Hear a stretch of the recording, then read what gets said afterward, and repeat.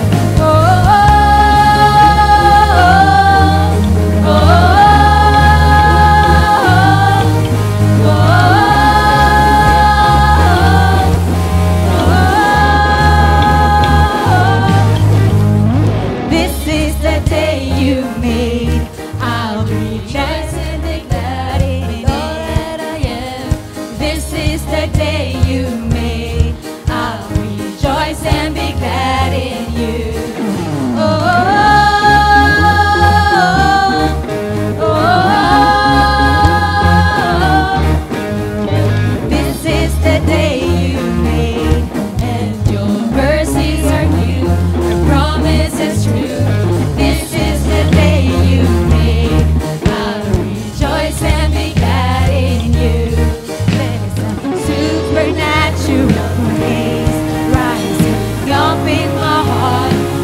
open my heart. The sound just has to be made. Oh Lord, so my heart will sing. You are good, you are good, and with everything I will praise, I will praise. So my heart will sing. You are good, you are good, and with everything I will praise, I will praise. Oh, oh,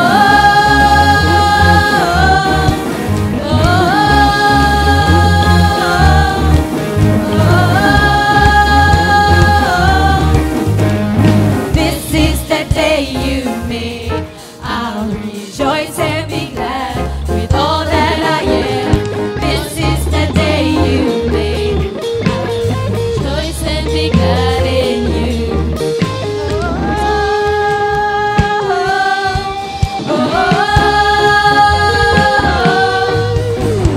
This is the day you made, and your mercies are new, your promise is true.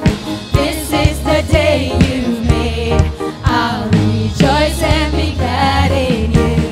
There's a supernatural grace rising up in my heart. Something the heart, a sound that has to be made. Oh Lord, so my heart will sing.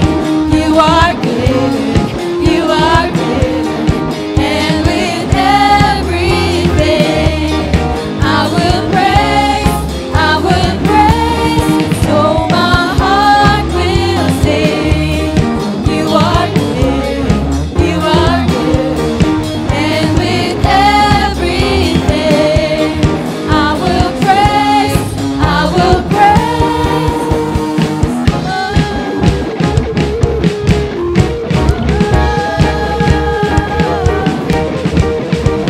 This is the day you made, and I will give you praise. Whatever comes my way, I rejoice in you.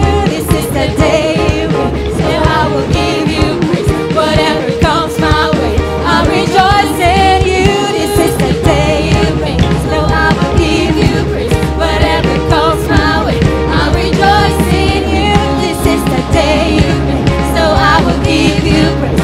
Whatever comes my way, I rejoice in you. Oh,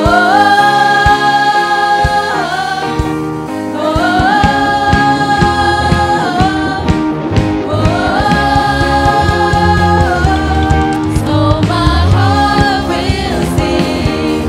You are good, you are good, and with everything I will praise, I will praise. So my heart will sing. You are good, you are good, and with everything I will praise, I will praise. Oh,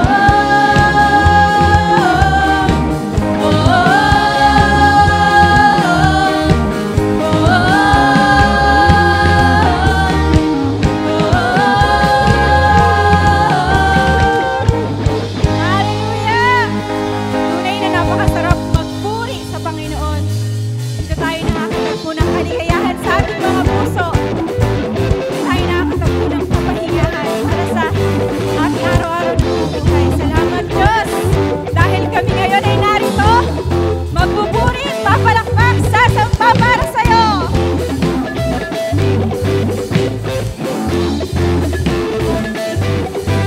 Let's say, oh, oh, oh, oh, oh.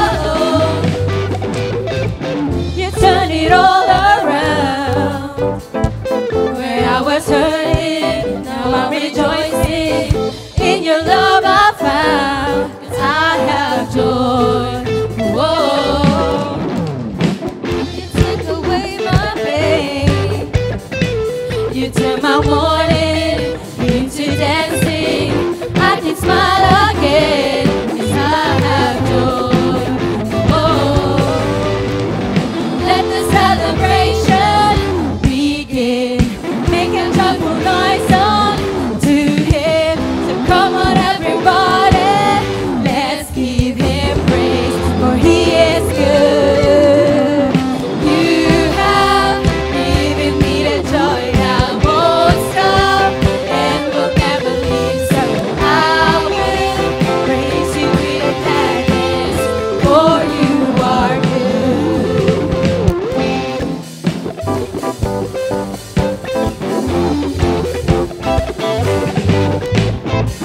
You took away my pain. You turned my mourning into dancing. I can smile again, 'cause I have joy. Oh, let the celebration begin. Make a joyful noise unto Him. Come on, everybody, let's give Him praise, for He is good. You have given me a joy that won't stop and will never leave. So I will praise You with gladness, for You are good. You have given me the joy that won't stop and will never leave. So I will praise You with gladness, for You are good. You turn my mournings into gladness. You turn my sorrow into joy. And I'm singing and I'm dancing, and I will shout for joy. You turn my sadness into gladness. You turn my sorrow into joy. And now I'm singing and I'm dancing, and I will shout for joy. You turn my sadness into gladness. You turn my sorrow into joy. And now I'm singing and I'm dancing, and I will shout for joy. You turn my sadness into gladness. You turn my sorrow into joy. And now I'm singing and I'm dancing, and I will shout for joy. You have given me a joy that won't stop. Kaya ba nating itaas ang mga kamay na yan para sa Panginoon? Hallelujah! Samahan natin ang tanong yan. You have given me the joy that won't stop and will never leave. So I will praise You with gladness, for You are good. For You are good. For You are good. Hallelujah! Praise Your name, O Lord. You are awesome. Be magnified in this place, O Lord God. Sinasabi sa salita ng Diyos sa Book of James. James 4:7-10. Draw near to God, and He will draw near to you. Cleanse your hands, you sinner, and purify your hearts. You double-minded, lament and mourn and weep. Let your laughter be turned to mourning, and your joy into gloom. Hallelujah.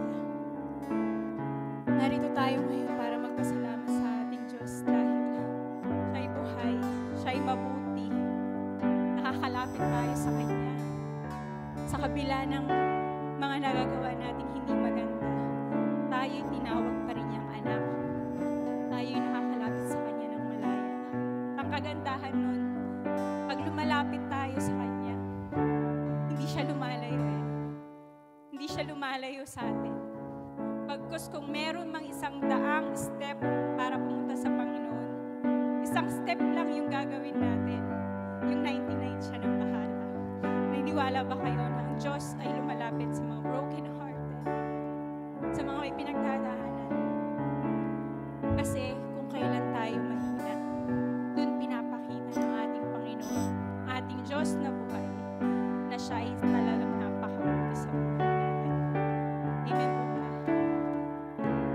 Kahit anong gawin natin, walang makapag-aalis ng pag-ibig ng Panginoon para sa atin.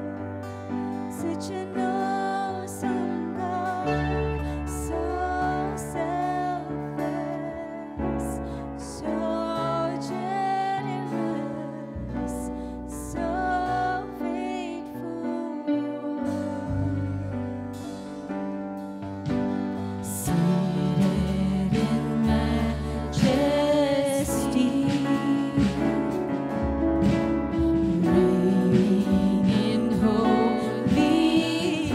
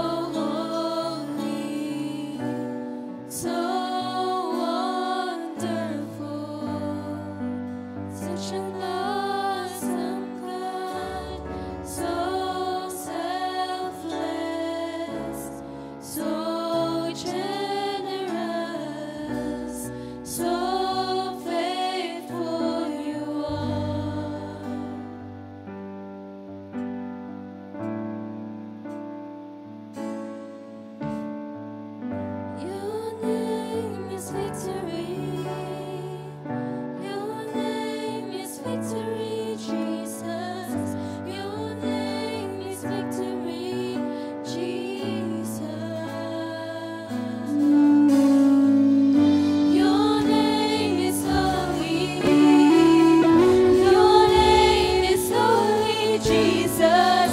Your name is holy, Jesus. Your name is victory. Yes, Lord, you are victorious, Lord, in this place. Jesus. Your name is victory, Jesus. Your name is holy. Your name is holy.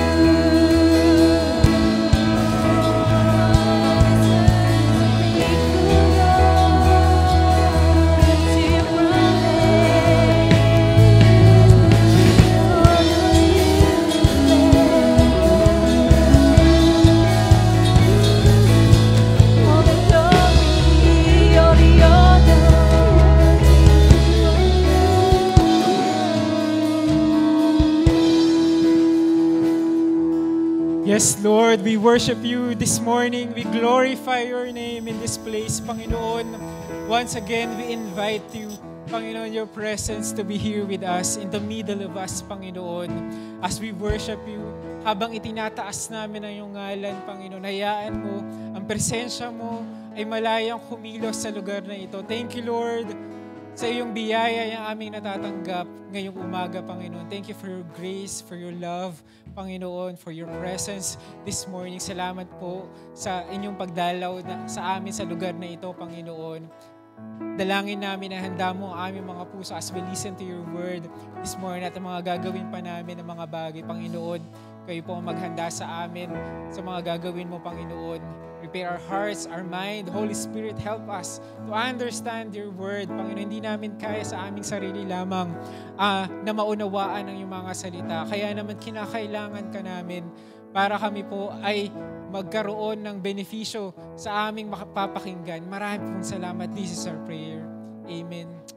Manatili po tayong nakatayo bilang paghahanda po sa ating Holy Eucharist dahil po ngayon po ay First Sunday.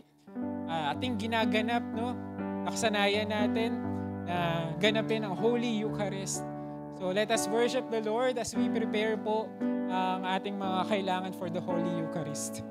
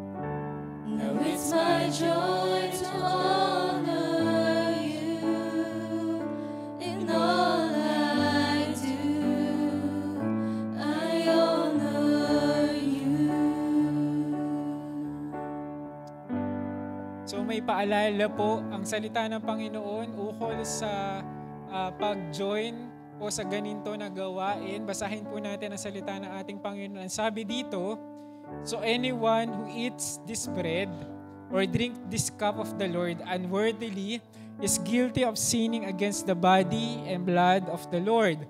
That is why you should examine yourself before eating the bread and drinking the cup. Or you eat the bread or drink the cup without honoring the body of Christ, you are eating and drinking judgment upon yourself. That is why many of you are weak and sick and some have even died." Ang palala po ni Apostol Pablo para sa mga mananampalataya noong unang panahon ay dapat po nare-recognize po natin ang ginawa ng ating Panginoon, ang kabanalan, na ginagawa po natin, na gawain ngayong umaga. Kaya naman po nais kong tanungin kung meron pong first time na makakadalo sa ganitong gawain, pwede pong itaas ang kanyang kamay para po kayo po ay makilala. Kung meron po man. Meron po ba? Po, wala po akong nakita. Tayo po ay magpatuloy. Manalangin po tayo. Panginoon, ihanda mo po ang aming kalooban sa pagganap sa gawain na to.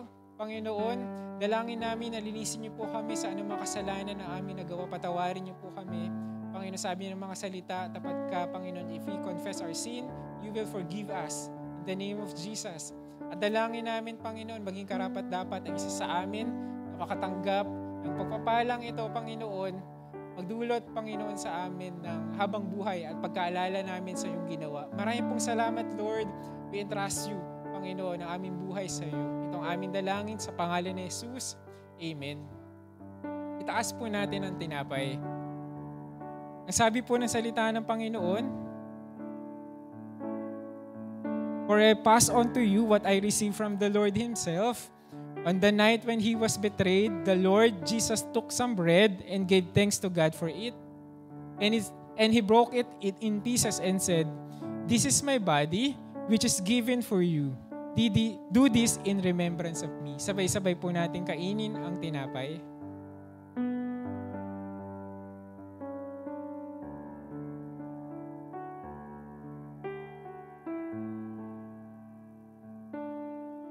Taas naman po natin ang saro.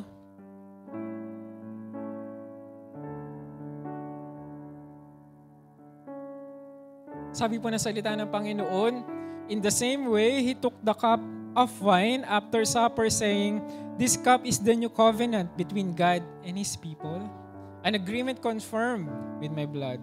Do this in remembrance of me as often as you drink it. For every time you eat this bread and drink this cup, you are announcing the Lord's death until He comes." Sabay-sabay po nating inumin ang laman ng saro.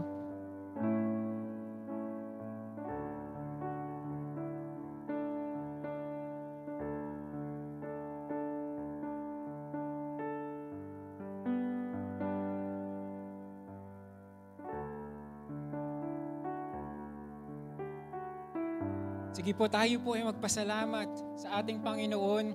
Lord, as we remember what you did for us on the cross ngayong umaga, Panginoon, kami po ay puno ng pasasalamat sa inyong sakripisyo na ginawa. Salamat po sa inyong buhay na pinagkaloob. Nang dahil doon sa inyong buhay na nawala, kami, Panginoon, ay nagkaroon ng buhay ng walang hanggan. At meron kaming pagpapalang tinatanggap dito sa lupa. Maraming pong salamat, Panginoon, sa inyong ginawa. Araw-araw namin tatanawin na utang loob ang ginawa mo para sa amin at kami po ay maglilingkod at ibibigay ang aming buhay sa iyo, Panginoon. Maraming pong salamat. Itong aming dalangin sa pangalan ni Jesus. Amen and amen. Kayo po ay makakaupo na.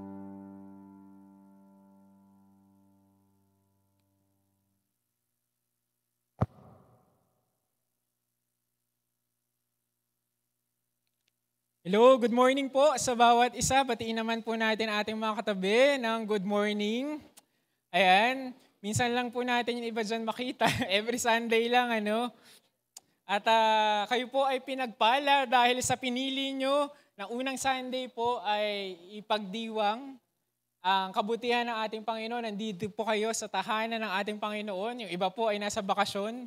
Diba? Pinili nila na mag-celebrate ng linggo na ito sa ibang lugar. Pero nandito po kayo, you're so blessed to put the Lord first sa inyong buhay ngayong buwan ng November. So ngayong November po, no, ay wala po tayong series. Freestyle po ang gagawin natin, ano, na mga katuroan dito sa unahan. So wala tayong series or series break po ang tawag dito. So very exciting kasi hindi nyo po alam ang i-share dito sa unahan. Kung dati ay may tema, ngayong November, there's no team. So, kaya naman ngayon, gustong i-share sa inyo isang katuroan na malapit sa ating buhay. It's all about happiness. Diba? Gusto natin maging happy. Sino ba hindi gustong maging happy dito? Diba lahat gustong maging happy? Pagpunta pa lang natin dito, nakangiti na tayo, diba? Binahati tayo ng mga usher natin. And we're so happy to be here in the house of the Lord. Amen po ba? Amen. Okay, sige. There's a study po, according sa World Happiness Report, kung saan tinanong po nila, or there's a study sa mga countries po, kung saan ginigauge nila o happy yung mga tao doon sa bansa. So dito po, makikita natin, according to Inquirer.net, yung mga pinakamasasaya na bansa. No? So makikita natin, so medyo maliit, pero pagtsagaan natin, kasi yan po yung kasya. So, ang pang 53 ay ang Pilipinas. Tayo po yung 53. Naniniwala ba kayo na pang 53 tayo? Dapat ata, mas malayo ba dapat? O mas malapit? Pero totoo naman yan, actually 53 is not a bad number. Kasi napakadaming bansa naman talaga sa buong mundo. And actually malapit-lapit tayo sa medyo masaya na mga bansa pa rin. Kahit na ganito yung nararanasan natin. Ano yung naranasan natin? Noong nakaraan, meron tayong bagyo na dinaras sa bandang Bicol po yan. At marami po ang ating kababayan na salanta. Kahit tayo mismo po, personally, have experienced many disaster in our life. Yan ay pagputok ng bulkan, diba? Lindol man yan, bahaman yan. Pag ikaw ay Pilipino, di kaya Pilipino pag di mo na-experience yung mga bagay na yun, pa sa buhay mo, diba? Or sa loob ng isang taon, diba? Nandyan palagi yung banta ng disaster sa mga Pilipino. Pero ano ba ang maganda sa mga Pilipino? Nakangiti pa rin. Diba pag na-interview yung mga tao na salanta, yung mga tao na nasa bangka, diba dahil sa sobrang baha, parang hindi sila nakaranas ng pagsalanta o ng disaster sa buhay nila. Masaya pa rin sila. Ganun kasi kapositibo o kasi resilient ang mga Pilipino.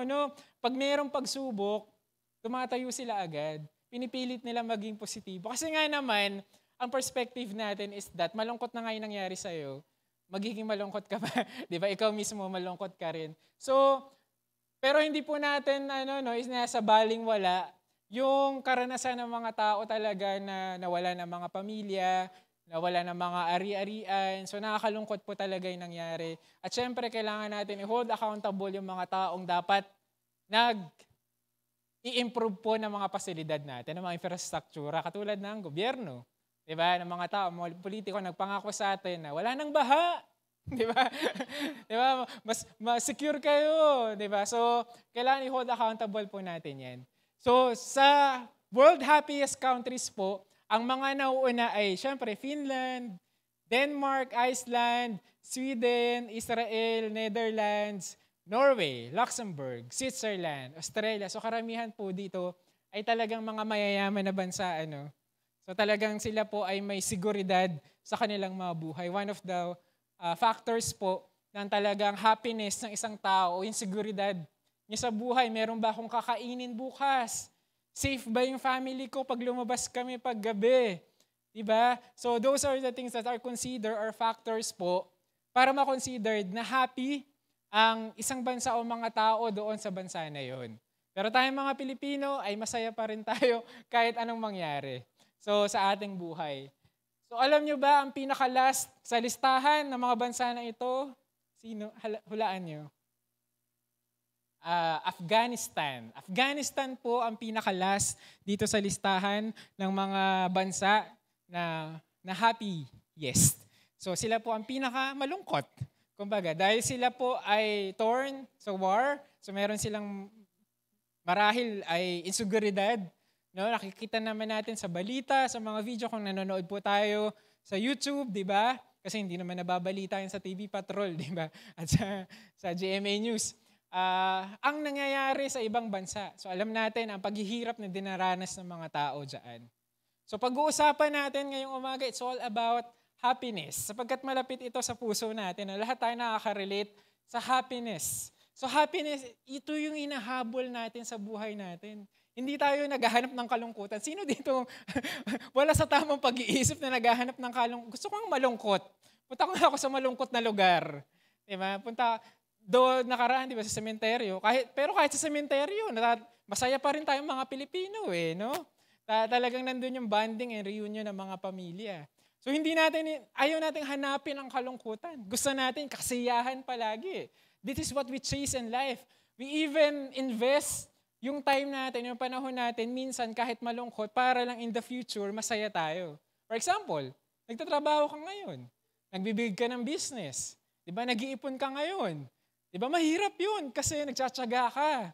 Diba, nagtitiis ka. Pero anong hope mo na in the future, magbabago rin ang iyong kinabukasan at mas magiging mas masaya ka. So kung ngayon, nagtitiis ako sa trabaho ko na mahirap, nag-iipon ako, ganyan, nagtitipid ako, naghihigpit ng sinturon, ang ini-expect natin kinabukasan ay mas positive sana yung kalagayan natin. Yan yung hinahabol natin.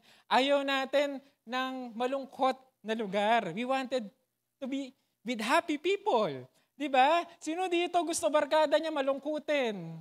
Palaging sad. Sad boy at sad girl. Diba? Palagi nilang broken. Pinanganak na broken. Sino yun? Sino yung friend niya na pinanganak na broken? So, ayaw natin sa mga tao na negative kumbaga yung dala sa buhay natin.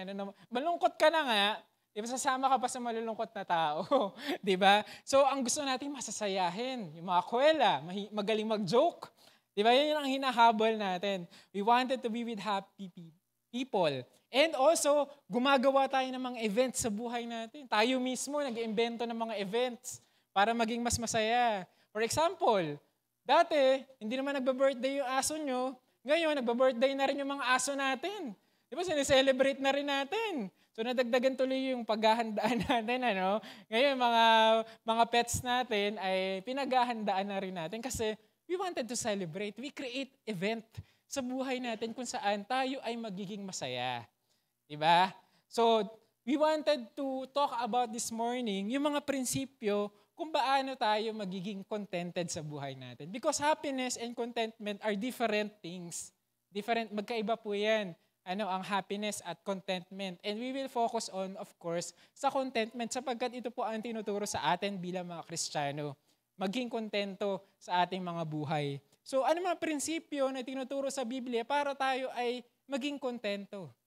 Diba? Since yan yung gusto nating mangyari sa ating mga buhay. Pwede pa tayong tumayo, panamundali at basahin natin ang salita ng Panginoon sa 1 Timothy chapter 6, verse 6 to 10 po. Ayan po. Ang sabi po ng salita ng Panginoon, 6, yet true godliness with contentment, it is itself great wealth. Kung naghahanap pala tayo ng kayamanan, ano daw unahin natin?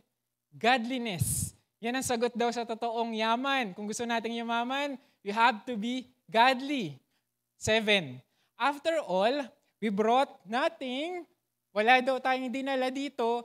And when we came into the world, we can take anything with us when we leave. Pag aalis tayo sa mundong ito, wala naman tayong makukuha rin. Yan ang sabi ni Pablo. Sa 8, so if we have enough food and clothing, tayo daw ay makontento na. Pero ito ang babala ni Pablo dahil sa matigas ang ulo ng mga tao. Sa 9, people who long to be rich, tayo ba to? Diba? Fall into temptation and are trapped by many foolish and harmful desires that plunge them into ruin and destruction. Grabe. Yun ang nangyayari sa kanila. Sa 10, ito pa yung babala ni Pablo, for the love of money is the root of all kinds of evil. So, paborito natin tong verse 10. And some people craving money have wandered from true faith and pierced themselves with many sorrows. Tayo po ay manalangin, Lord. Ngayong umaga, dalangin namin, inhanda mo aming kalooban na tanggapin ang iyong mga salita, Panginoon. This word about contentment is what we want to live sa buhay sa aming mga buhay, Panginoon. Gusto namin itong maging totoo sa amin, Panginoon, lalo na, Panginoon, ngayon kung saan marami kaming dinaranas na problema. Dalangin namin, O Lord, ang kapayapaan na dulot na magiging kontento mula sa iyo. Itong aming dalangin sa pangalan ni Jesus. Amen. Makakaupo na po tayo. Kung gusto daw nating maging masaya, ay una, hanapin daw natin ang Panginoon. Hinahanap ba natin si Lord? Kailangan palagi nating hanapin ang ating Panginoon. At kung meron ka ng Diyos sa buhay mo, you must be the wealthiest. Ikaw ang pinakamayaman na marahil na tao sa mundo. Sapagkat kung ikaw man ang pinakamayaman sa material wealth, financial man, di ba, na kayamanan, pero wala ka namang kaligtasan, baliwala yung mga kayamanan na yun. So napaka-importante na hanapin daw natin ang ating Panginoon. We should find true wealth through God. Dito daw natin to makikita. Ang contentment na ginamit dito ay from the Greek word autarkeia. Sabihin mo sa katabi mo, autarkeia. Ayan. Ang ibig sabihin niyan, complete self-sufficiency. So, it's about being self-sufficient. It's a frame of mind. Pagbabago ito sa isip natin kung saan independent daw ito sa outward ng mga nangyayari ng mga bagay. So, ibig sabihin, hindi ito panglabas. Hindi pala ito yung nakikita sa ating mga sa mga balance sheet. Hindi ito nakikita sa bangko mo. No? Hindi ito nakikita sa GCash account mo. Hindi daw ito eh. Hindi daw autarkia yun eh. Hindi daw autarkia ang iyong brand ng sapatos o ng damit. Diba? O ng sasakyan, dami ng sasakyan. It's not autarkia. Diba? Ang autarkia daw ay nasa loob. Nasa atin. It is what happened inside of us. Ano yung nangyari sa kalooban natin? Ano yung pagbabago na nangyari sa kalooban natin o natagpuan mo ang ating Panginoon? What happened inside is what matters when talking about contentment or happiness. Hindi yan about possessing external things. No, ang susi talaga sa contentment ay true godliness, pagiging maka-Diyos. Diba? Inuuna natin ang Diyos, hahanapin natin ang ating Panginoon. Pag nakita mo ang Panginoon, ikaw ay content. Diba? And by faith, alam mo, yung plano niya magkakatotoo sa buhay mo, hindi ka nahanap ng external satisfaction na feeling mo, magiging masaya ako pag nagkaroon ako nito eh. Hindi ka na gano'n, nagbago na yung gusto inahanap mo. First step in finding life, finding happiness is life finding God. Dapat hinahanap mo muna ang ating Panginoon. Hinahanap ba natin si Lord? Yan ba ang una natin gusto mangyari sa buhay natin? Pagising ba natin, hinahanap natin si Lord? O hinahanap muna natin yung gagawin natin sa trabaho, iniisip muna natin yung mga trabaho sa bahay, mga schoolwork. Pagising ba natin, nagpapasalamat ba tayo kay Lord? Iniisip ba natin na yung mga yung manalangin sa Kanya? Nilalapit ba natin sa Kanya ang ating buong araw? Yan ang ibig sabihin na hinahanap natin si Lord sa araw-araw na nabubuhay tayo. Kapag ikaw hindi mo pa nakikita si Lord, syempre, ang gagawin mo, hahanapin mo pa yung mga panlabas na bagay na kung saan feeling mo doon ka magiging masaya. Sapagkat merong puwang sa puso mo. Meron kasing tayong puwang sa puso natin na kung saan ang naninirahan dyan, it's either the Lord or something else. Diba? Dalawa lang yung naghahari sa buhay natin eh. Diba? It's either mundo o ang ating Panginoon. So, hindi pwedeng puwang lang yan, yung puso mo. Diba? Meron palagi ang laman. At ang state ng puso mo, pag ikaw ay talagang dependent sa Panginoon, si Lord. Pero otherwise, kung ikaw ay hindi satisfied sa life mo, marahil ang laman pa ng puso natin ay makamundo pa ng mga bagay. So ingatan po natin, dapat ang hinahanap natin ay sa Panginoon lamang, mga bagay na sa Panginoon lamang. Alam niyo ba, mga tao ay hindi good, hindi mabuting judge ng totoong kasiyahan. So paano ko yun napatunayan? Sapagkat merong study sa mga nanalo ng loto, no? Sino dito nanalo ng loto na? Mananalo pa lang po. Hindi, joke lang. Huwag po kayong tataya. So, merong study na sa mga nanalo ng mga malalaking mga reward o mga lotto winners na biglaan silang sumaya, ay panandalian lamang. So, sabihin nyo na lang yun. Isipin nyo na lang. Kaya hindi ako tumataya kasi panandalian lang yun. Yun na lang isipin natin. So, hindi sila happy in the long term. No? At their happiness eventually subsided po. So, picture lamang to, but I want to tell you a story about kay Gerald. Papakilala ko sa inyo si Gerald. No? Sino ba si Gerald? Si Gerald Muswagon po, nanalo siya ng 10 million Canadian dollars. So, sana all. ay meron 10 million Canadian dollars. At hindi niya na-handle agad yung instant fame. Kasi napakalaking halaga to noon eh. This was 1998 pa nung nanalo siya. At nanalo siya nung grand prize, syempre. Napakalaking halaga. At bumili siya ng kung ano ng mga bagay. Isa dyan yung mga several new vehicles. Maraming mga sasakyan para sa kanya at para sa kanyang mga kaibigan. Oh, sana all friends ni Gerald, para nadamay rin tayo. May bago rin tayong sasakyan. Bumili rin daw siya ng bahay. that turned into a nightly pad na kung saan nag-party-party sila gabi-gabi. Di ba? Gusto natin masaya eh. Di ba? Nag-party-party sila. Celebrate siya ng new lifestyle niya at talagang napaka-generous niya sa kanyang mga kaibigan. Siyempre, meron dyan mga alcohol and mga drinks na pinagbabawal po, no? So, yan po yung talagang ginawa ni Gerald. Nagpakasasa siya sa kanyang kayamanan. In a single day, sa isang araw daw, binilan niya daw yung mga kaibigan niya ng 8 na television, big screen na television para sa kanyang mga kaibigan. Napakaswerte talaga ng mga friends nito, no?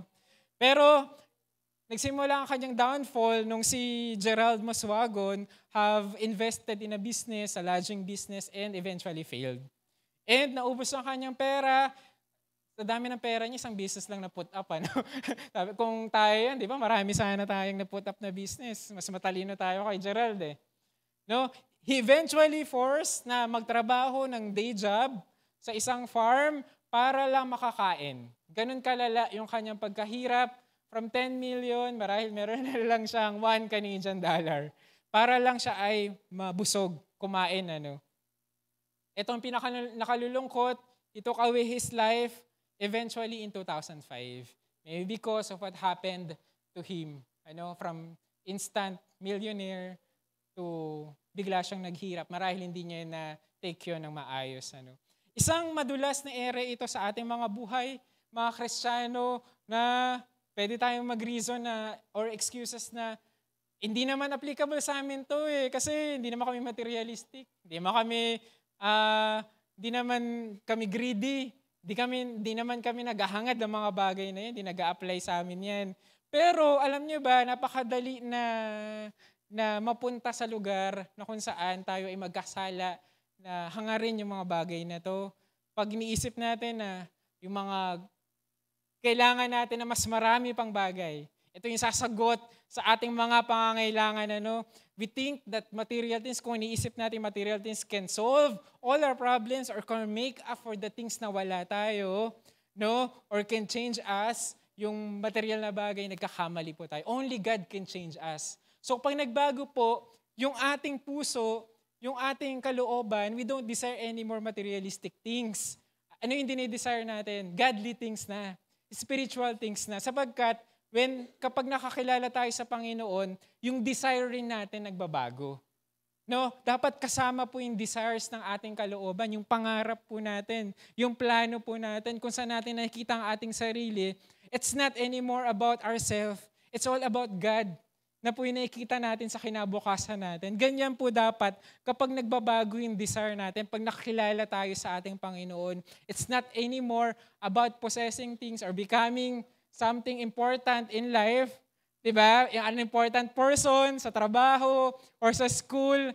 Diba? It's all about yung Panginoon na sa buhay mo. Yun na, dun na, dinedesenyo mo na yung buhay mo na nakapalibot sa ating Panginoon. Kapag tayo ay nalulungkot na nawalan tayo ng isang bagay, di ba? Deeply grieve. Natural naman para sa atin, di ba? Pag nawalan tayo, malulungkot tayo. Di ba? Pinaghirapan natin yun eh. Pero ang pinaka red flag ay kapag tayo ay deeply grieve o talagang nalulungkot na nawala sa atin.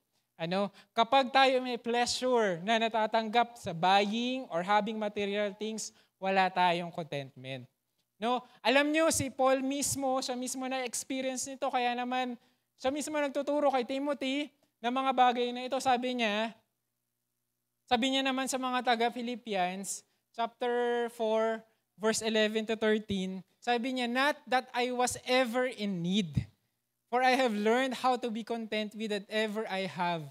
So, ang ibig sabihin dito na not that I was ever in need, ang sabi ni Pablo dito, hindi sa mukha lang akong satisfied with my life.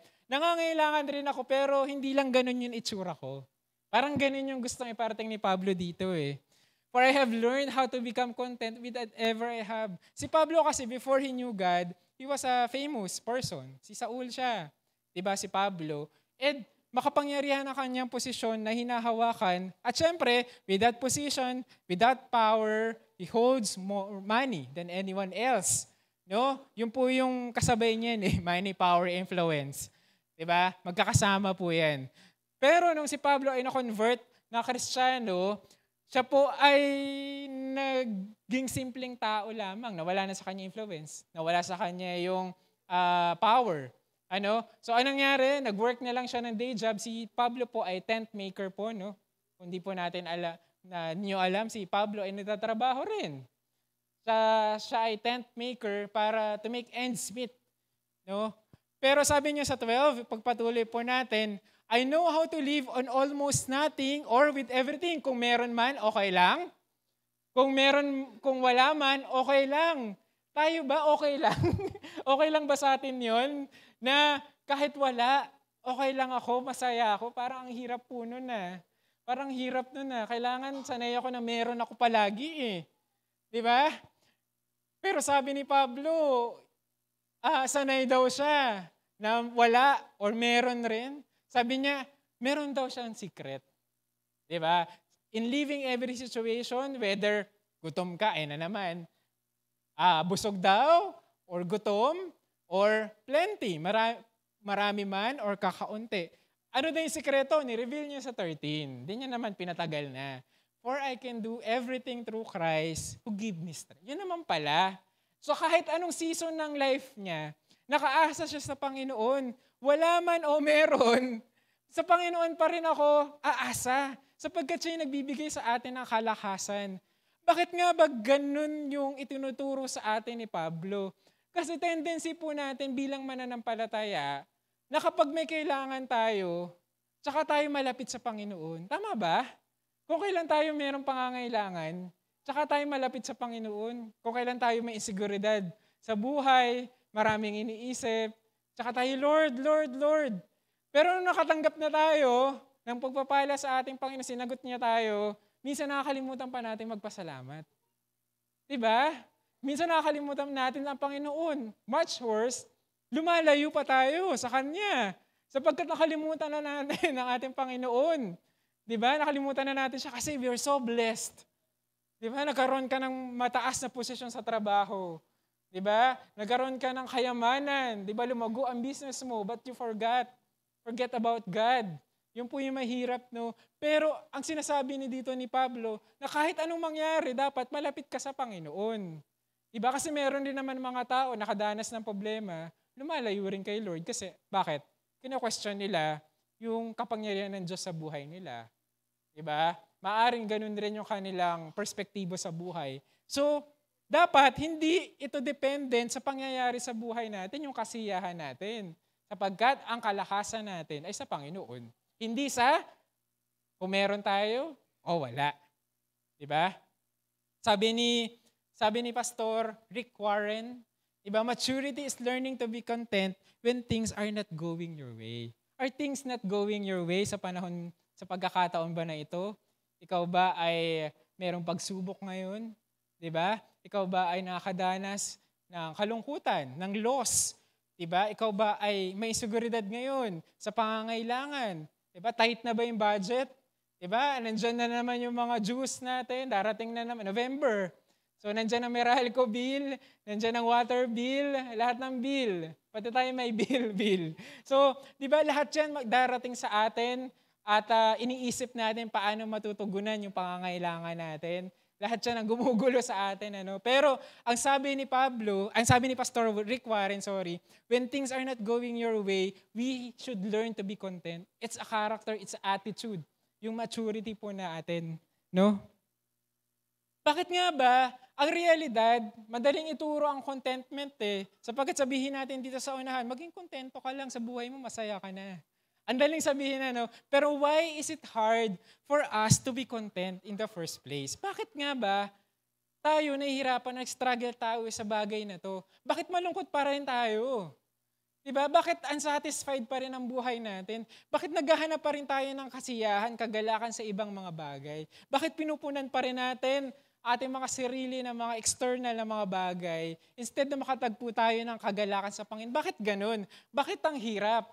Sapagkat sa mga bagay na to. Mahirap kasi. Wala lang po.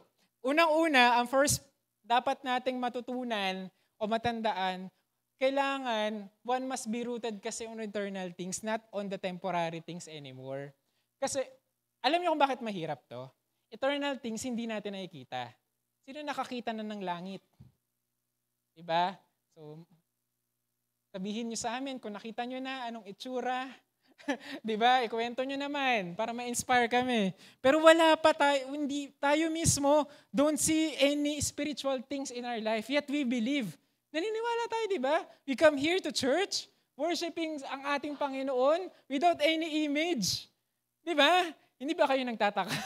Walang imahe dito sa unahan na itinuturing nyo na Panginoon. Diba? Pero, gano'n na lang yung paniniwala natin sa isang bagay na hindi nakikita, yung ating spiritual na buhay. Alam natin na importante yun. Pero, ang hirap, diba, pag hindi mo nakikita, ang hirap maniwala. Kahit tayo mismo naghanap ng ebidensya sa mga bagay na ayaw nating paniwalaan. Diba? Pakita mo naman ebidensya na mayaman ka na. Pakita ng GCash. Diba? So, kahit tayo mismo naghahanap ng ebidensya sa mga bagay na gusto nating paniwalaan. Ang pananampalataya natin is based on spiritual things, on eternal things. At sabi ng Biblia, those are things that we cannot see. Hindi natin kita. Walang ebidensya. Ang ebidensya niyan yung buhay natin, yung pagkilos ng Panginoon sa buhay natin. Yung mga testimony ng mga tao na binago yung buhay nila. That's the real work of God sa buhay natin. Ano? Yung kanyang presensya, we feel that. Diba? Ang banal na Espiritu, we can feel the Lord, that He is in this place. But we cannot see Him. Diba? We cannot see God, but we trust ang ating Panginoon. We believe in Him. At mahirap yung para sa atin, mga Kristiyano. Kaya mahirap ma-convert eh. Kasi sanay ka na may nakikita ka, tapos bigla kang walang makikita. Diba? So, sanay rin tayo na makabase yung ating paniniwala sa mga bagay na makamundo. Diba? Kasi ano yung mga pinaplano natin sa buhay? Base yan sa mga makamundo na bagay. Ano yun? Mga ating edukasyon. Diba? So hanggang kailan ka mag-study? Diba? Up until in this age. Diba? You want to plan your life 5 years, 10 years, 15 years. Pero pag natapos na yon, tapos na rin ang lahat sapagkat temporary lamang. At it all makes sense lamang yung mga bagay na pinaplano natin as long as the world exists. What if wala ng world, which is temporary? So wala na po yung inaasahan natin. So, ang hirap maging content sapagkat hindi natin kita yung inaasahan natin. Pangalawa, consumer culture we live in. Nako, usong-uso to, no? Pag luma na yung meron ka, kailangan mo na mag-upgrade. Diba, luma na yung iPhone 15 mo. Grabe, last year lang yun. May iPhone 16 na kasi. Diba, luma na yan, mabagal na yan. Diba, wala yung AI. Diba, naalala ko yung cellphone ko, nag-update, wala siyang AI. Kasi pang bagong model lang eh. Wala siyang Apple Intelligence. So parang luma na to ah. Parang naisip kong ganun kasi sinasabi ng mundo na luma na yung meron tayo kasi gusto tayong mag-upgrade, bumili. Luma na yung sasakyan natin. Pero umaandar pa naman. Dinadala tayo sa tamang lugar. Pero sabi ng mga nagbebenta ng kotse, mas maganda to. Diba? Mas mabilis. Diba? Electric na to. Diba? Yun yun yung mundong ginagalawa natin na try tayo na imolde yung kaisipan natin na kailangan natin mag-upgrade, bili. Diba? Hindi ka masyadong maputi. Kailangan mo mapaputi pa, kulang yan. Diba yung standard ng mundo sa beauty, yan rin yung inaatake ng mga nagbebenta. Diba? Ng mga negosyante natin. So, pangatlo, yung natural tendency daw natin na gusto natin mas marami pa. Hindi sa atin sapat yung isa. Kailangan 2, kailangan 3. Diba? Rin to, applicable rin to sa relasyon. Hindi satisfied sa isa, naghahanap pa ng isa. Diba? May mga nadidiscover, 3. Diba? So, hindi tayo satisfied sa isa. Nakakalungkot po yan. And panghuli, it requires maturity.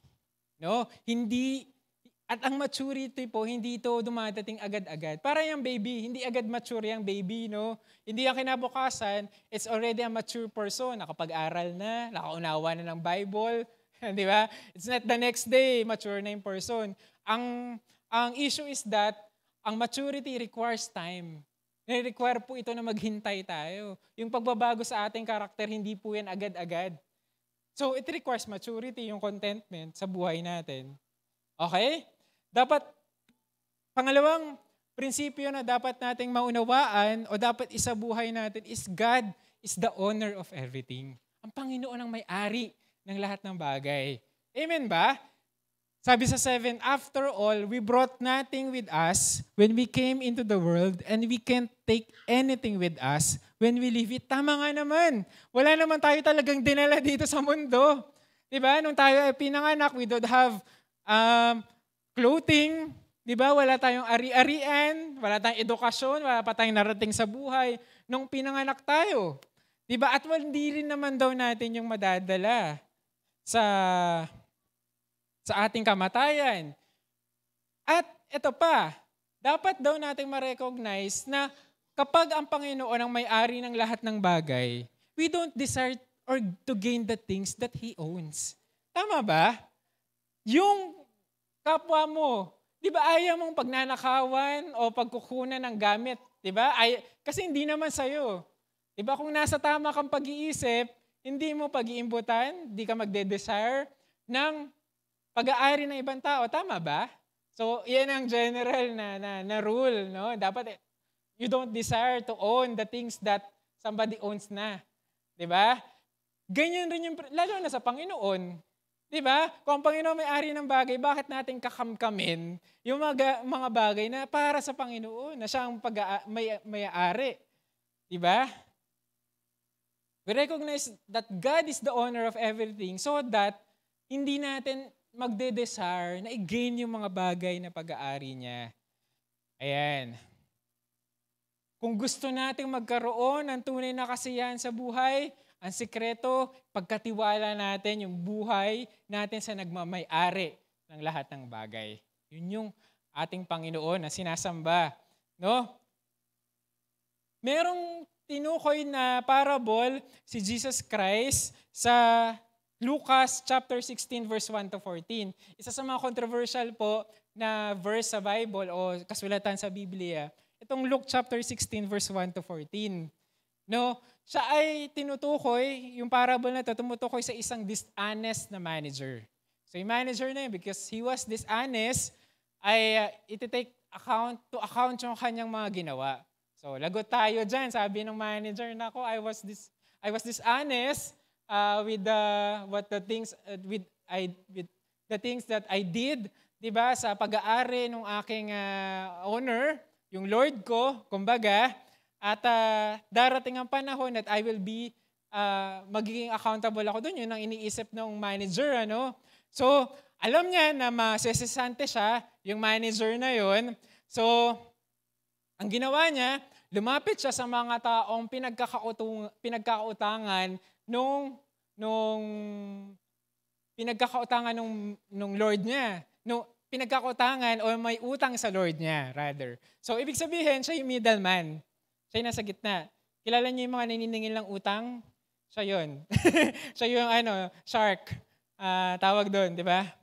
Siya yung naniningil, namimilit na maningil. Pero this time around, nagbago yung kanyang attitude. No? Parang nagulat ulit yung mga nangungutang. Ba't ang bait nito? Naniningil ng utang. Sabi niya, I will give you a favorable na discount. Ayan, parang ganyan. Para naman, sa kanyang back of his head, sabi niya, para maging paborable sa akin, by the time na ako ay palayasan ng aking amo, dahil sa aking ginawa, ay maaari akong makituloy o maaaring may mga taong tumulong sa akin. Because, kung ikaw ay naniningil ng utang, anong ibig sabihin nito? Lahat ng tao galit sa'yo. Diba? Ikaw ba naman maningil ng utang diba? Walang papansin sa'yo, galit sa'yo. Pero ang ginawa ng shrewd manager, nag-arrange siya ng pagkakataon na kung saan siya ay magiging paborable sa kanya. At syempre, sa nagkautang yung sitwasyon. Okay? Ang galing, mautak nga. No? Ano yung nangyari? At the end, ni-compliment ng master yung shrewd manager dahil sa kanyang ginawa. Dahil sa shrewd tactics niya, sa mga taktika na ginawa niya. Yung manager na yon was praiseworthy for two reasons. Ito yung madidiscover natin doon sa pagiging shrewd ng manager, pagiging mautak. No? Excuse me lang po.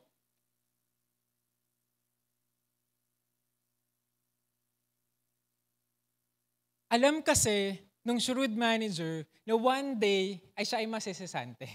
Yun yung isang katotohanan. Natatakot siya na balang araw, merong maniningil sa akin.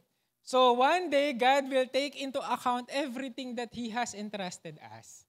So lahat ng pinagkatiwala sa atin, lakas mo, talino mo, ganda mo, gwapo mo, di ba? Lahat siyang sabi niya, Lord, grabe yung pinagkatiwala mo sa akin, ang laki. Ang bigat naman ito. So, yung mga talento natin, skill natin, influensya natin, those are the things that God has entrusted us. Pati yung kayamanan natin, material things, everything that we owns, basically, God owns and entrusted sa atin. And hindi siya papayag na yung pinagkatiwala niya is the same thing na ibabalik mo sa Kanya. Yan ang pattern sa mga katuruan, lalo na sa mga parable na Biblia. Hindi siya papayag na pag ito yung binigay mo, it's the same thing na ibinalik mo. Diba? Ano ba yung pag-iisip ng isang negosyante? Hindi ka mag-i-invest sa isang bagay nang walang tubo. Nagnegosyo ka pa. Diba? Ibinigay mo yung pera mo, pagbalik sa'yo after 5 years, ganun pa rin. Sino matutuwang negosyante? Diba? Walang nangyari sa pera mo. Diba? So, kasi, bakit? Bakit tayo magagalit after 5 years, ganun pa rin? Kasi yung value ng pera mo is not the same thing anymore. May inflation po na tinatawag. Yung buying power, yung 5,000 pesos is not the same 5,000 pesos sa 2030. No? Hindi po yung parehas. Yung pera na in-invest po natin. So ano yung business-minded people na gagawin nila? Hindi sila papayag na walang tubo. Pag nag-invest ka, kailangan may tubo, may babalik sa'yo. Yun ang ine-expect sa atin kapag nag-take into account ang ating Panginoon sa atin. It's not the same talent na meron ka. Kailangan pag-usahin mo, pagalingin mo kung meron kang kakayanan. Diba? Ini-expect sa atin, pag dumating si Lord, na mas na-improve pa yun. Mas maganda pa, mas maayos. Yun yung pattern sa mga parable ni Jesus Christ when He's talking about money. Diba? And resources. Pangalawa, ito yung medyo controversial. Diba? We can use material possessions daw to arrange a comfortable life and secure eternal life. Wow! So, paano yun nangyayari? Diba? Paano nga natin ma-arrange yung possessions natin and yung mga pag-aari natin for us to have a comfortable life here on earth and eternal life?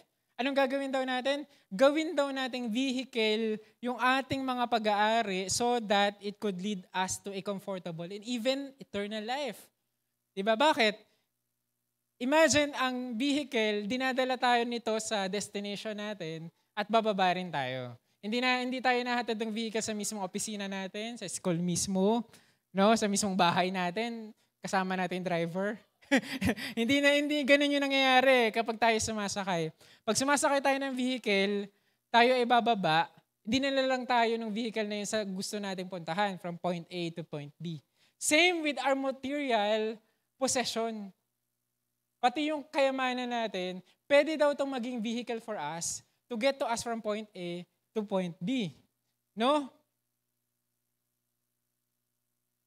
At sabi dito sa verse 9, I tell you, use worldly wealth to gain friends for yourself so that when it is gone, you will be welcomed into eternal dwellings. Ano ibig sabihin nito? Use your power, your influence, your material blessings for God. Yun lang naman as simple as that eh. Papagamit mo ang iyong kakayanan, kapangyarihan, money sa ating Panginoon. Wala nang iba. Not for yourself. Kasi maraming pwede itong ma-misinterpret eh. Diba? Na gamitin mo daw yan to gain friends for yourself so that when it is gone, tayo ay mawi-welcome into eternal dwellings. No, sapagkat ginamit natin ating kayamanan para sa Panginoon. Diba? As simple as that. No, we can send ahead eternal blessings and reward through wise use of resources ngayon. Diba? Sa kung ano man yung meron tayo ngayon. Gusto na Panginoon, maging shrewd manager tayo. Sabi sa verse 8, the master commended the dishonest manager because he had acted shrewdly.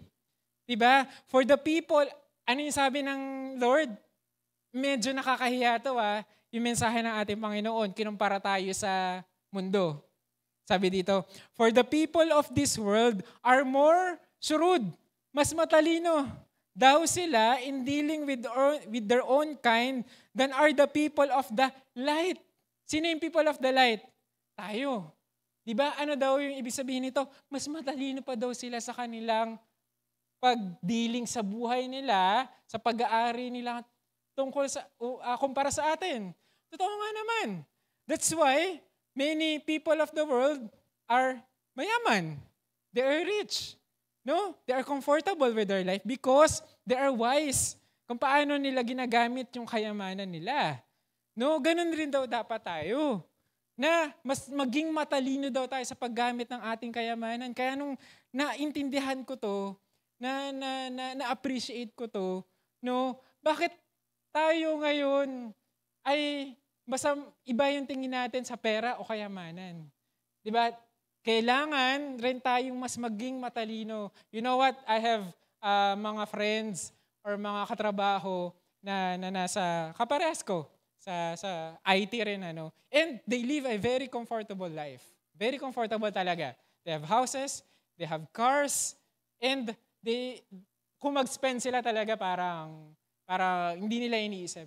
Pero alam nyo ba, ang isa sa mga discover ko na common denominator sa kanila is they have a CPA wife.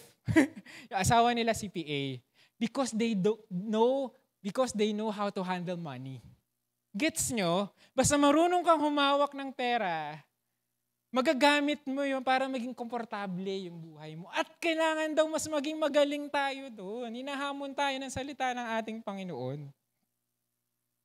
Number 3, be content with having enough.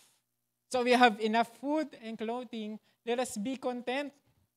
No, yan ang sabi sa atin ng Panginoon sapagkat naghahangad pa tayo na maraming bagay. Kung may sapat na tayo na pananamit, pagkain, let us be content. Sabi sa 1 Corinthians 4:7-8, isn't everything you have and everything you are sheer gifts from God? So what's the point of all this comparing and competing? Meron na daw tayo lahat ng pangangailangan natin. Amen. Diba? Ang sabi ng inggit, why me? Why them? Bakit sila? Ba't sila mas malusog? Ba't sila mas malakas? Bakit sila may opportunity na ganun? Pero ang sabi ng gratitude, why me? Bakit ako may opportunity na to? Bakit ako may kalusugan na ganito? Bakit ako malakas? Diba? Yan ang question na nagkakaiba between envy and gratitude. So, alam nyo ba kung hindi ka masaya ngayon, you're not going to be happy with more. No? Kung ang sitwasyon mo ngayon ay you're not happy, kung bibigyan ka, bubuhusan ka ng pera, you're not gonna be happy with more. You are as happy as you choose to be. Ano mo yun? Choice mo yun. Sabi sa Ecclesiastes verse 6-9, it is better to be satisfied with what you have than to be always wanting something else. Oo nga naman. Ang hirap mag-isip no? Na ano ba yung mga kailangan ko pang, 'di ba, i-attain, 'di ba? Sa panghuli po na point is that contentment is a form of protection. Wow, insurance rin pala ang contentment, no? Ang sabi sa verse 9, but people who long to be rich fall into temptation and are trapped by many foolish and harmful desires that plunge them into ruin and destruction. Dalawa yan. And sa verse 10, ang sabi dito, for the love of money is the root of all kinds of evil, and some people craving money have wandered away from true faith and pierced themselves with many sorrows. Grabe yung mga nangyayari or babala ni Pablo sa mga taong ito yung inahabol. Kapag nagde-desire daw tayo ng kayamanan, sobrang kayamanan sa mundo, nagiging daan ito para gumawa daw tayo ng mga foolish, mga harmful na actions. No, maaring mag-desire tayo ng kayamanan, nagkakalimot tayo sa Panginoon. We forgot. Nakakalimutan natin ang pag-attend sa church. 'Di ba? Kasi na-busy na tayo eh. Kailangan namin pumasok eh. No? Mas inuna natin ang mga bagay sa mundo kaysa sa Kanya. Nabibisi tayo sa career, sa trabaho, pagpapayaman. Nakagawa tayo ng mga makasariling desisyon. Di ba na hindi benepisyo? Walang benefit sa atin, nakasira sa ating pamilya. Paano yun? Wala na tayong time sa family. Di ba? Because you're so busy with your career, you have no time with your family. Hindi ka nakaspend ng time sa kanila. Di ba? So, nagkaroon ka nga ng successful career, hindi naman okay yung family. Mga relasyon, kalusugan. Ito, di ba? It's a warning for us. Marami sa ating inaabuso natin ng ating katawan. Di ba? Nagpapaka-stress tayo. Di ba? Kumakain tayo ng mga bawal. Dahil stress ka na eh. Patong-patong na yan, di ba? Pag stress ka, kakain ka na ng bawal, ng marami. Ayan, kung ano na yung magsasuffer na yung health mo. Because you have the wrong desire. Nawawalan ka ng balanse sa buhay. So, isa pa, nag-wonder daw tayo sa ating pananampalataya.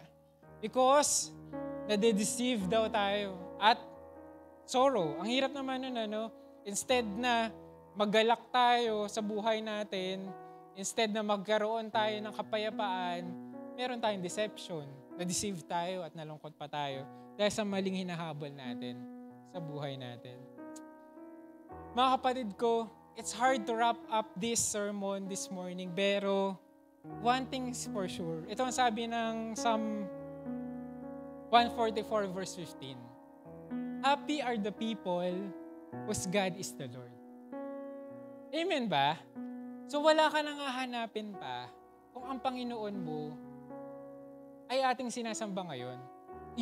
Yung ating nilalapitan ngayon. Wala na tayong hahanapin pa ng source ng kalakasan, ng kagalakan, ng ligaya kung meron na tayong Diyos sa buhay natin. Ang problema kung wala pa tayong Diyos sa buhay natin, that's the hard part, ano? And maybe, kung hindi mo pa sinusuko yung buhay mo sa ating Panginoon, it's now the opportunity for you to surrender to God para magbago yung pananaw po natin sa ating mga buhay.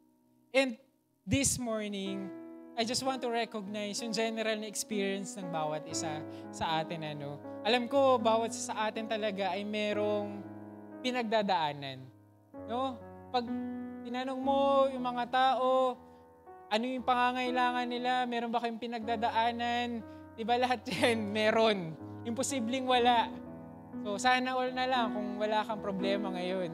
Pero ang general na experience ng mga tao, lalo na ng mga mananampalataya ng ating Panginoon, we have all problems. Yan yung general na experience natin o nararanasan bilang mananampalataya. And sometimes, yung mga problema nakaka-drain ito ng ating kagalakan sa Panginoon. Nakaka-drain ito ng kagalakan natin sa paglilingkod. Diba? Minsan nanghihinawa tayo, napapagod tayo. Lord, ayoko na.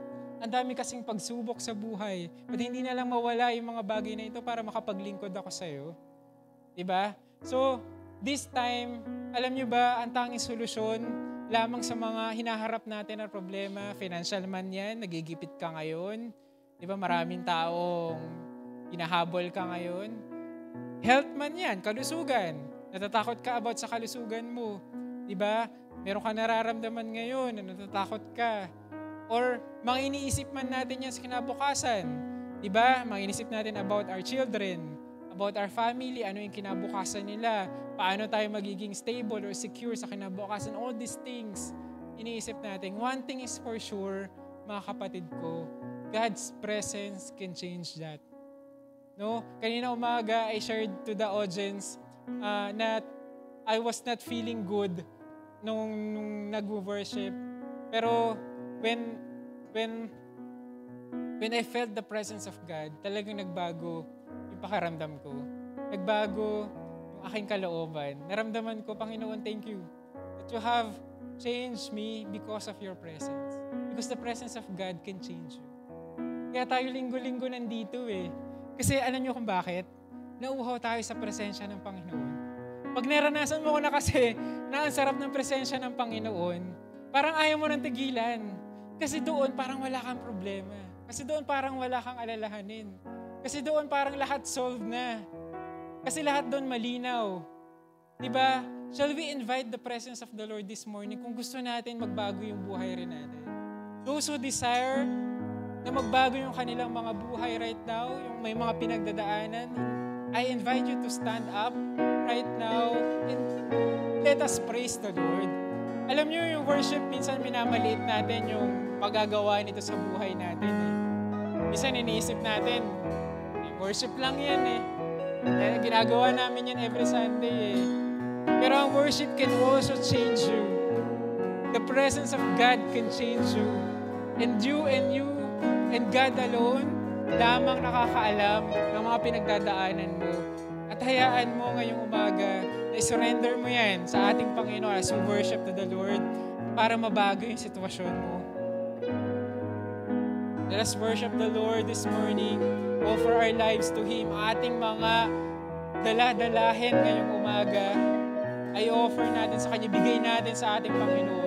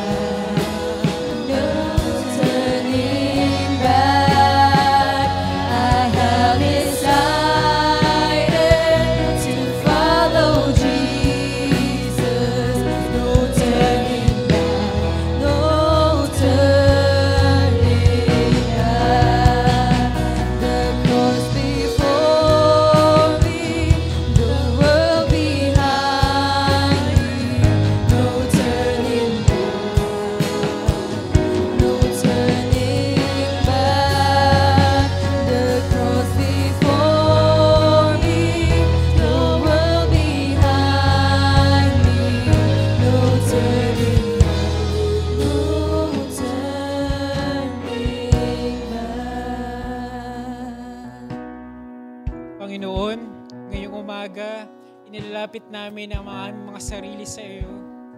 Pinagkakatiwala namin sa iyo ano man ang aming daladalahin ngayong umaga, Panginoon. Marahil may mga tao dito, iniisip ang kanilang kinabukasan, they're thinking about their future. May mga tao dito na dala-dala nila ang problema sa kanilang mga pamilya, sa kanilang mga relasyon. May mga tao dito na may problema sa kanilang mga kalusugan. Meron dito may mga daladalahin ukol sa financial problem sa kanilang mga buhay. may mga tao na may dala sa inseguridad sa kanilang kinabukasan. Iniisip ang maaaring mangyari sa kanila. Panginoon, ngayong umaga, dalangin namin na tulungan niyo po kami na matugunan ang mga pangangailangan na ito, Panginoon. Alam namin sa iyong presensya, nagbabago ang aming mga buhay. Wala nang ibang solusyon sa amin, kundi ikaw lamang, Panginoon, na hanapin ka namin. Kami po ay umaasa sa iyong katapatan sa amin. May mga pagkakataon, Panginoon, that we are not faithful to you, but you, Lord, are always faithful to us. Palagi kang tapat sa amin, Panginoon, kahit hindi kami tapat minsan. Kaya naman, Panginoon, dalangin namin ngayong umaga, nakatagpuin niyo po ang bawat isa sa amin.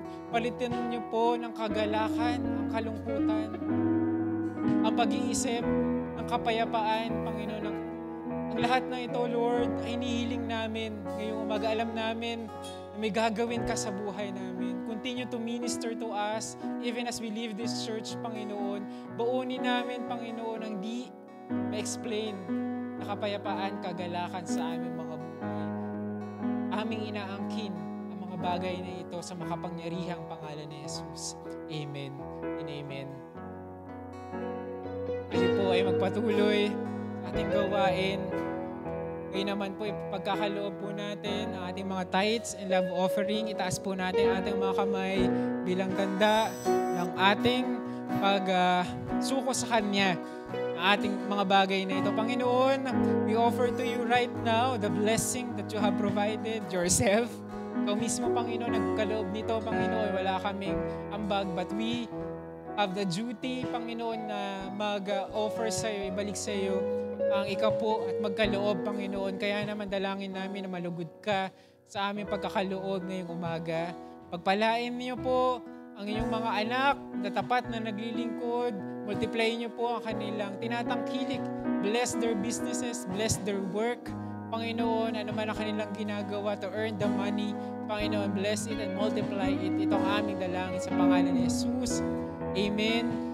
Patuloy natin itaas ang ating mga kamay bilang tanda that we are receiving the blessing of God ngayong umaga. Panginoon, dalangin namin na ibuhos niyo po ang inyong pagpapala sa inyong mga anak, ang inyong pag-iingat, ang inyong pabor, kalakasan, kagalingan sa karamdaman. Higit sa lahat ang kagalakan at kapayapaan na nagmumula sa iyo. Maraming pong salamat. Itong aming dalangin sa pangalan ng Ama, ng Anak at ng Espiritu Santo. Amen and amen. God bless po everyone. Church of God, mag-ingat po kayo sa inyong pag-uwi. God bless po.